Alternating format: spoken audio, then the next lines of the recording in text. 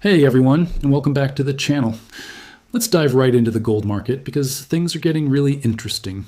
Gold prices have just surged to their highest point in nearly 7 weeks, pushing past the $2,050 mark. So what's fueling this impressive rally? Well, it's a combination of a couple of key factors. First up, we're seeing a significant shift in expectations around the Federal Reserve's next move. After last week's softer than expected US jobs report, more and more traders are betting that the Fed will start cutting interest rates sooner rather than later. The CME FedWatch tool is now showing a nearly 70% chance of a rate cut happening as early as March. When interest rates go down, it makes holding non-yielding assets like gold more attractive, which is why we're seeing this rush of buying. The second major driver is good old-fashioned safe haven demand. Tensions are escalating in the Middle East, particularly with the ongoing conflict in Gaza and the recent clashes in the Red Sea. Whenever there's geopolitical uncertainty, investors tend to flock to gold as a stable store of value.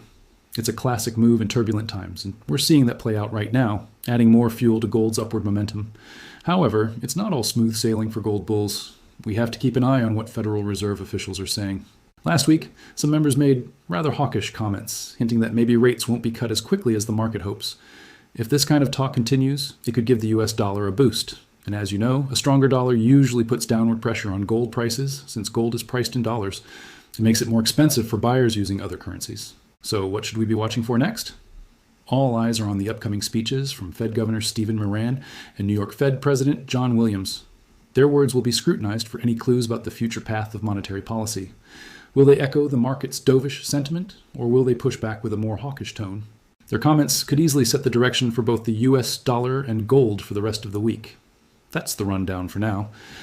It's a classic tug-of-war between rate cut hopes and hawkish Fed chatter with a dose of geopolitical risk thrown into the mix. We'll be keeping a close watch on how it all unfolds. Thanks for tuning in, and if you found this breakdown helpful, make sure to hit that like button and subscribe for more market updates. See you in the next video.